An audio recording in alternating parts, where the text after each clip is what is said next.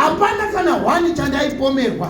Urikuonera kuti Paul the effort yaaisa ari under the law yakanga iri effort yekuti kana iye achitariswa nemurayiro, achivhenekwa netsika dzamadzibaba, achivhenekwa netsika dzekutsauka, akanga achionekwa ari munhu ari upright. Inzwai, Mwari haatore zvidhanana zvine nungo. Ibaba pada kuti ubate chimwe chinhu.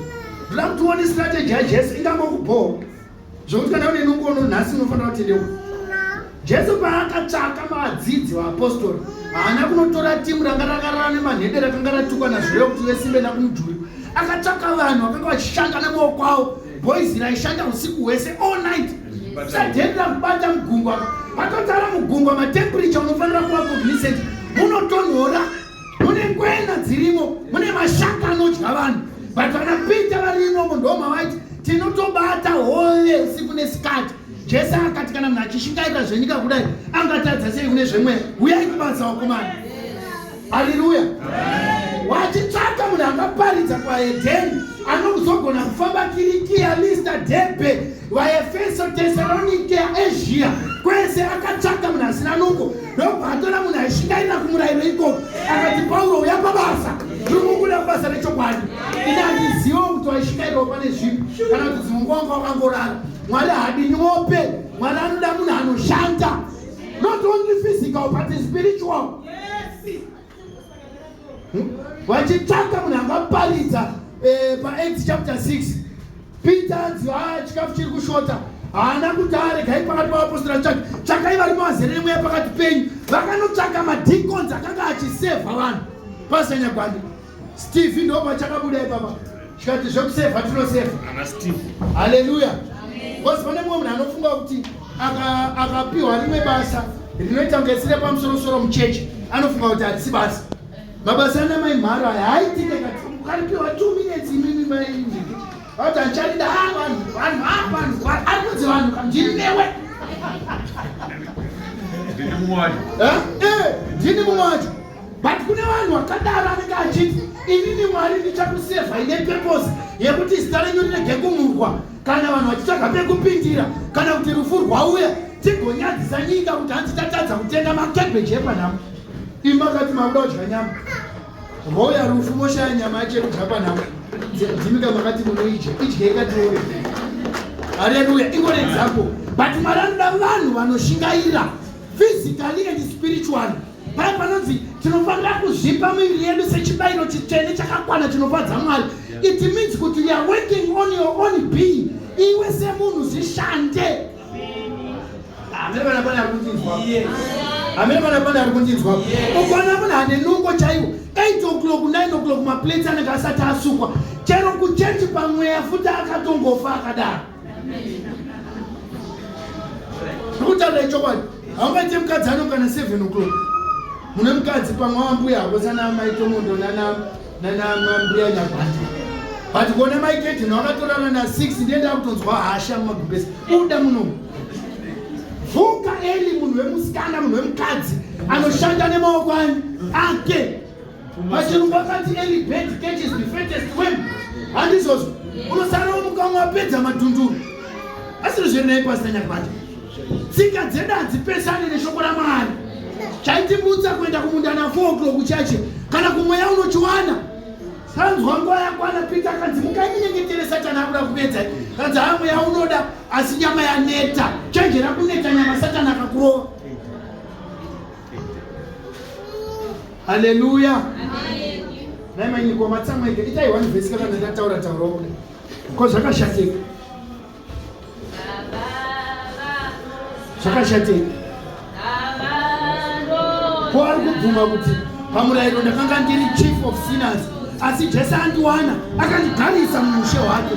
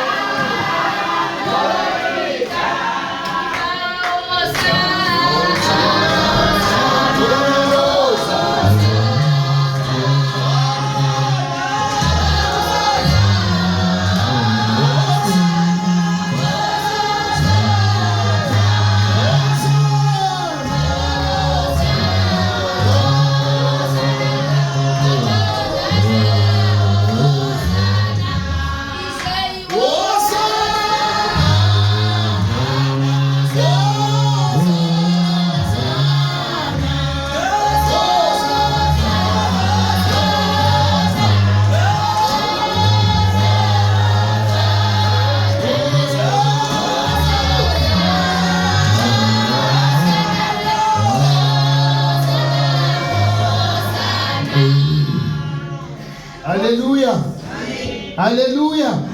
Zvokuti isusu Mwari achida vanhu achitsvaka vatimu rakanga riri kumakungwa richishanda. Haleluya. Zvekuvakomana vazoshaya hove dzadzimwe nyaya. The fact is vaishanda. Haleluya. Zvekushaya hove siyana nazvo. Fact ndeyekuti wakaisa ruoko pabata. Haleluya. Po akatorwa nemushingaira kwake ari kuti pane vezera rangu. Yes.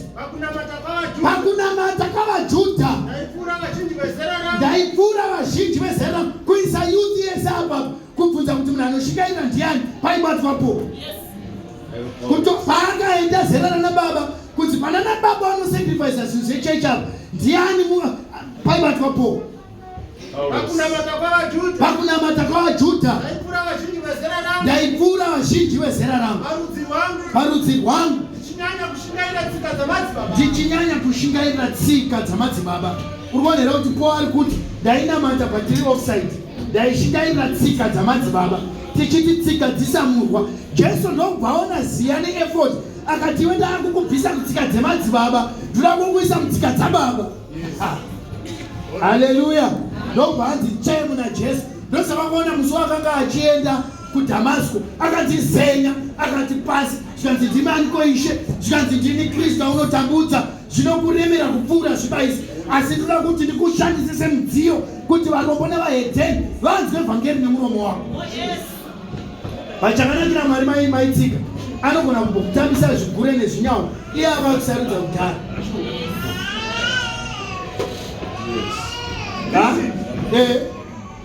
Zvino Mwari iye wakandisanangura kubva padumbu ramai vangu. Dzokorora. Zvino Mwari iye wakandisanangura kubva padumbu ramai vangu. Dzokorora. Zvino Mwari iye wakandisanangura kubva rini? Kubva padumbu ramai vangu. But paakabuda mudumbu ramai wake aitamudza kereke for so many years. But kudenga kuri kurekodha an apostle from mudumbu ramai. Mailagurwa munodaro musati matanga kuita basa ramakasanangurirwa naMwari. Hazvirevi kuti Mwari haana kukupai basa iroro kare akakupai akamirira nguva.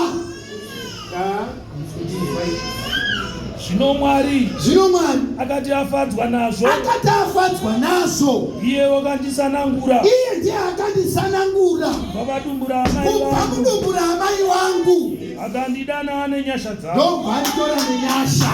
Ndobva anoti baba takadanwa nechii zvedu. Sure.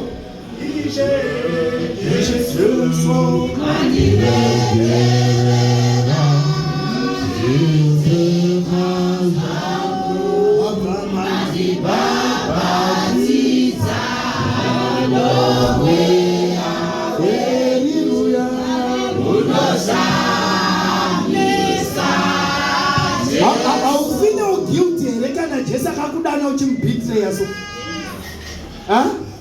Ameno vamwe but inini ndinotaura on my behalf. Pese panoita chisakarurama ndozviziva. Zvoti kamunamatika kuti Mwari tiregerere ndokutadzira nekuziva pamwe pane kusaziva. Pano nekusaziva ndakamabvisa. Kuti mudhara inini hapana zvandisachaziva zvamusingati. Ndiri mambara. Asingazive zvitadza ikositera. Asingazive zvitadza tikona vada kutadza nekusaziva muchechi wedu. Hamungwani tese tikatobvumirana. Even muri kwamushaire kwamava muri kuda kuya zvii munoziva iko kwani. Nyatsopinda pawanyazada hana asina kuronga. Kamutukiro kadaita kakasiraita. Haufine guilty repichana. Katireti kanokokuti apa titokotera usada kanokudza. Taidziwa nepinyasha kudzivana vachitu taidziwa nepinyasha kudzivana vana vashe vakuzveshe Jesu taidziwa nepinyasha kudzivana Yesu taidziwa nepinyasha kudzivana vakongana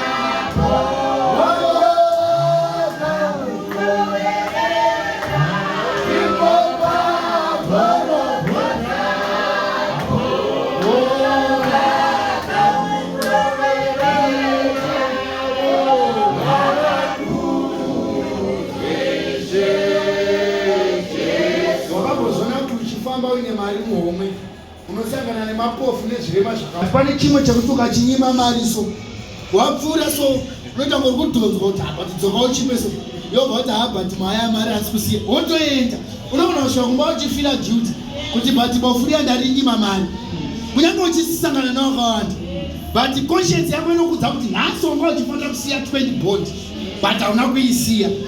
Inoda kubvunzawo mumwe munhu hapana here pamwe paunombotadza kuita chinhu chakanaka kana kurega kuita chakanaka pekuti unoti uchienda so unonzwa kuti asi zvandarega kuita zviya zviya izvi kana kuti zvandanonokera kuita Mwari zviya zviya izvi apa ndaresa pasina munhu ambokuudza.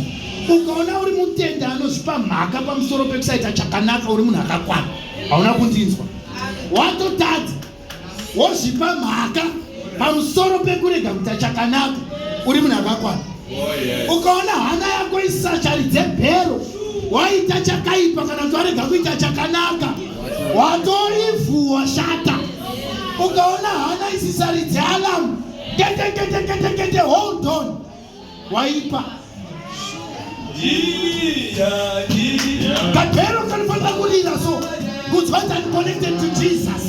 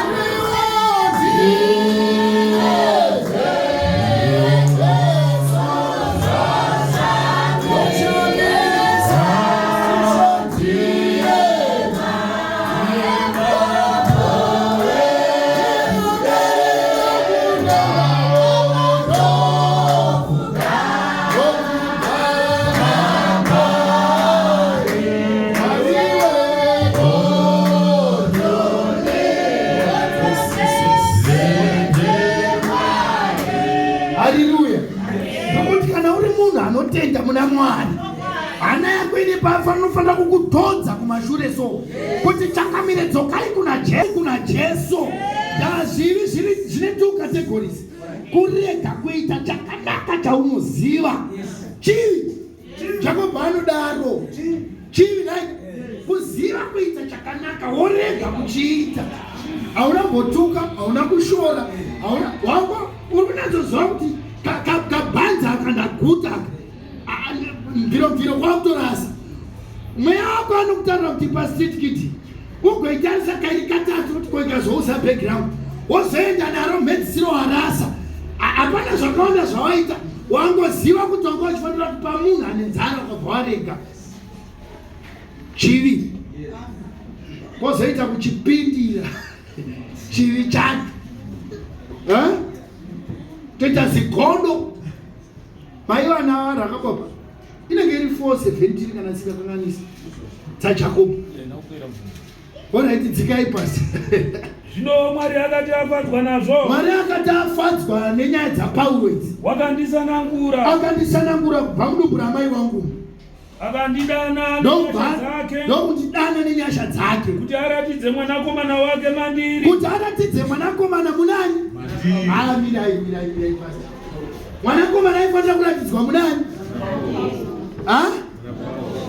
Kwete pakutaura kwake maari andombozondo explaina ndichitisha.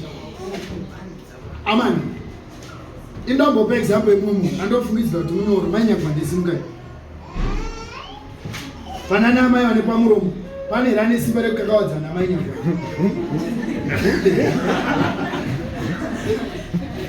Handisi kuti vakutoenda kudenga vozi vagara varimo, vozi vagamuchira mwanakomana. Handizozvo vatida kuvasimbisa. Pane zvandofunga kuti vanogona, vane zvizhinji zvinotondisvota pavari. Kana muchida kuzviziva munouya after church. But ndikumbobvunzawo kwamuri vane maikedi vechidiki, mune simba here rekunyanya kukakawadzana mainyagwana? Hamuna? Vanotuka? Vane pamuromo? Vakadii? Wadi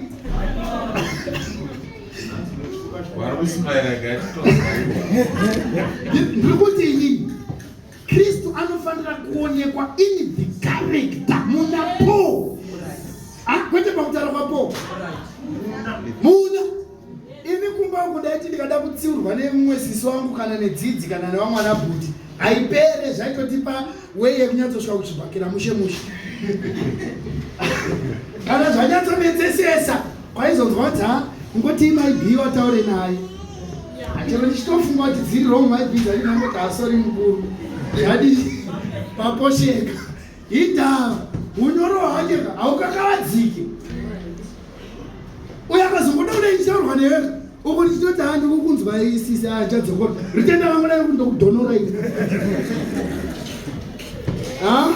hausana ndingopa example yekwenu ukatoraramira ndiri kuti kana Kristu ari mauri usina mashoko anorepwa chakanaka chinongokunda chakaipa chegaso asi kana dai tangodai izvozvi kungoenda pamoto muchida kunyatsona kuti vakadzi vadika vanotumika vatsondrana vasikade kutuma ivo kungobata mabhaketi so unotoona namaitsika twati tipei mamatibati hindava mauri munofanira kubuda zvitubu zvemvura yeupenyu zvakanzi naJesu kana atenda mandiri ndichaisa zvitubu zvemvura inovhaira kusvika kuupenyu usingaperi mukati mako.